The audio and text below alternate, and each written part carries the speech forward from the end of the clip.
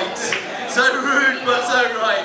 So, God damn, he's doing my job for me. He's keeping you guys all warm. So I'm just going to bring on our next comedian. Her name is Keelah Rose Calloway. She's all the way from America. So the way we're going to bring on Keelah is I'm gonna calm down at the back. You can fuck your grandma later. And sorry. Okay. What I'm going to bring on Keelah is I'm going to do another American thing. I'm going to be, do you all know Steve Bannon? That cunt. You heard of that geezer? Right? I'm going to be Steve Bannon. If you don't know who Steve Bannon is, he used to work with Trump, which is bad enough. But then, before that, he was the editor or creator of Breitbart News, which was this racist website. But then Trump sacked him because he was too racist for Trump. That's racist, you know what I mean? He's like, oh no, sorry, you're too racist for me. And but then we're going to pretend that he still works for Trump. And I'm going to be Steve Bannon on his way to work. So I start off in hell.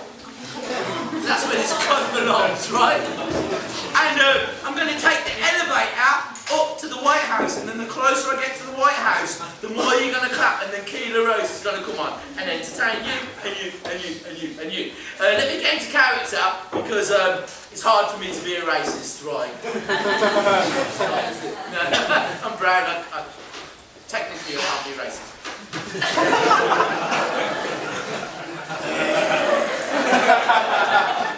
Alright, devil, I'm off to see your son. Yeah. I don't know why he's not as red as you yet. He's trying. Yeah. Yeah, I'll bring you back in some way, you cunt. Yeah. Ping!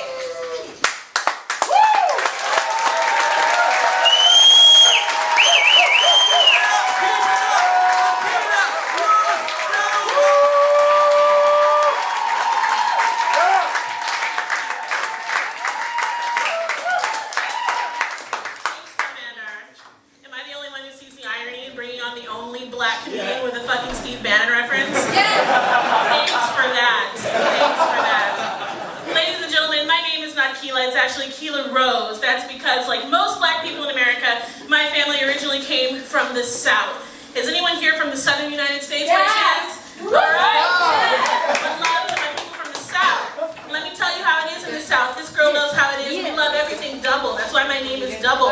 It's not just Keelah, it's Keelah Rose. Just like it wouldn't just be Billy, it'd be Billy Bob. You know, we like everything double. We like double barrel shotguns, for example. One barrel in the shotgun is not enough. We gotta kill you with both barrels. We like double crust pizza, double stuffed Oreos, double bacon cheeseburgers with double the bacon, double the cheese, and double the meat. And after you eat all that shit, you need double bypass surgery.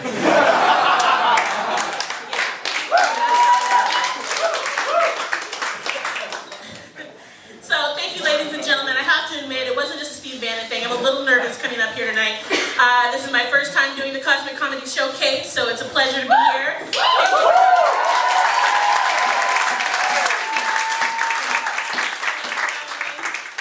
When I'm in situations like this, I like to psych myself up by singing myself specific songs, and the songs kind of put me in the right psychological mood. So when I'm trying to rev myself up, I do Eye of the Tiger. You guys know that song? Every time I'm like, and I hear that Eye of the Tiger music, I just start automatically feeling more confident, feeling braver. And I do it for other situations in my life too. Like, it used to be that whenever I would go out to a club or go on a date, I would do this Khalees song. You guys know it, Milkshake. My milkshake brings all the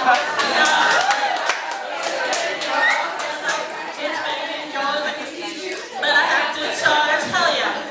I say I used to sing that song. I stopped doing it because I realized one day, after partying all night, that my milkshake doesn't bring any boys to the yard. My milkshake tends to make men remember that they're lactose intolerant. So, it wasn't working. I had to move on to another tactic. You know, I actually live in Poland right now, so as you can imagine, for a lady like myself, dating opportunities in Poland are thin on the ground. It's a little bit difficult. I actually do have tons of guys who are interested in me. Unfortunately, I work in an elementary school. They're all about 6 years old. I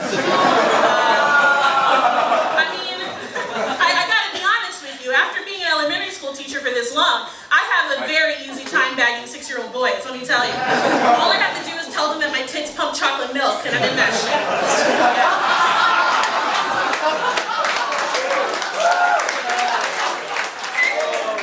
It's like shooting fish in a barrel.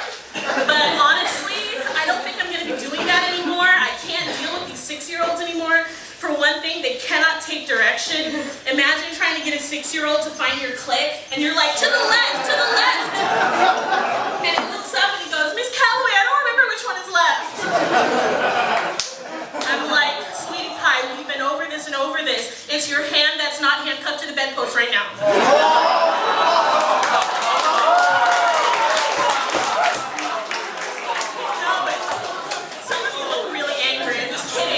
Actually have sex with 6-year-olds. That is a total joke. It's an exaggeration.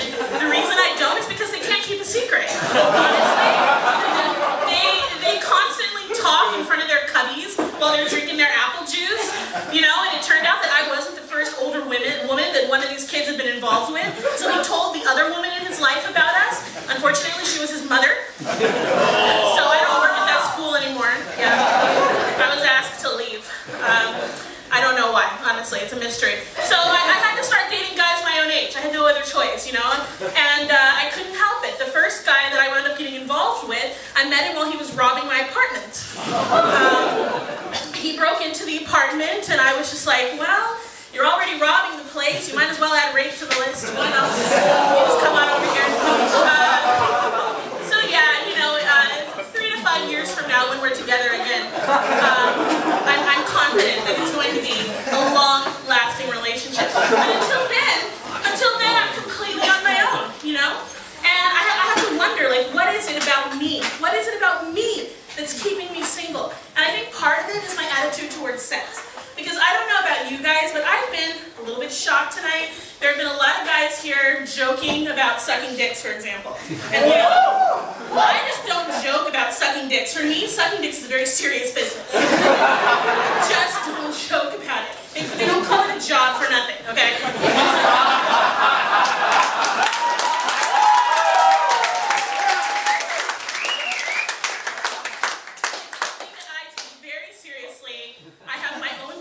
Resume, complete with photos that I pass out when I'm looking to get a new job. You know, I wanted to be a dick sucker ever since I was a little girl, inspired by my father, and I just... Don't take that the wrong way. I was just precious.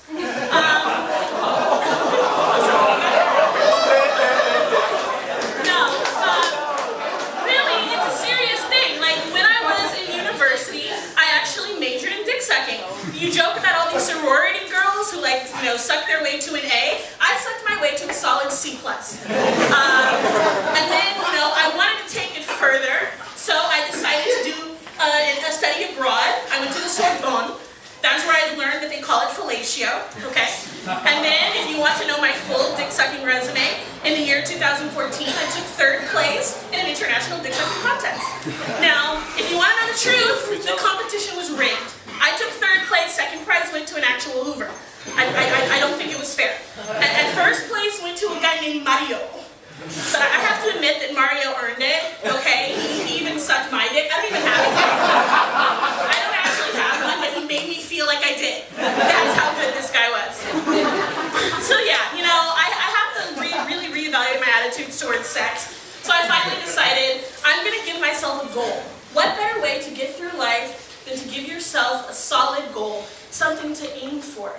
So I decided what I'm going to aim for is I would like to have sex with someone from every country in the world. That's what I'm going to do. So I decided to call it my IHOP goal, International House of Penis. And I decided I'm going to work my way, country by country, penis by penis, until I finally accomplish this goal. And I was so excited, you know, I got started right away. I immediately wanted to sleep with a guy from Mexico. So I invited him over to my house. And what does he do? He shows up with his whole fucking family. I'm just like, come on, you guys, one at a time. One at a time. There's a reason we're building a wall. Come on. And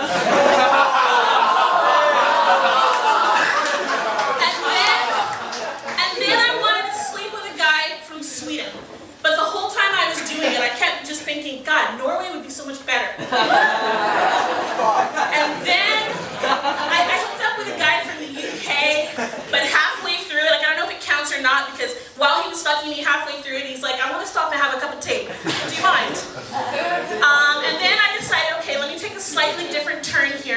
I'm gonna get into the bondage scene. So I started like dressing up in like this fetish gear with this leather. I got my whip out and I hooked up with this French guy and he immediately surrendered.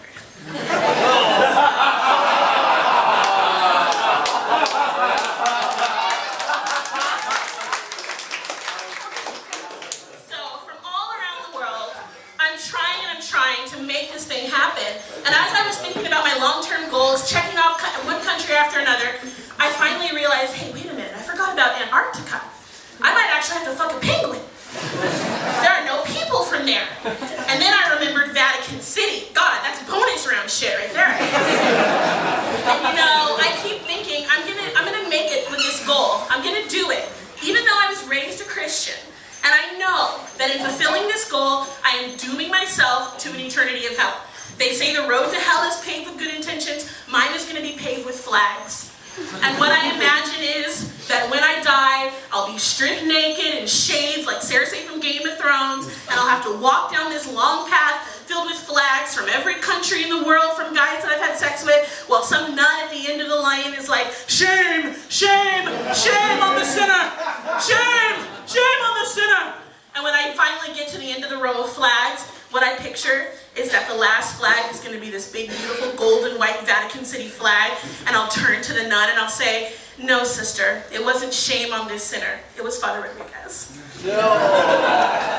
So that's my hope. That's what I'm hoping will happen. You know, I'm really hoping that, you know, hell will be a lot like what I read in school. You know, Dante's Inferno. Dante says that all of the lust sinners are like in some special circle of hell where they're blown around for all of eternity. Frankly, that's fine with me, as you know, I love blowing.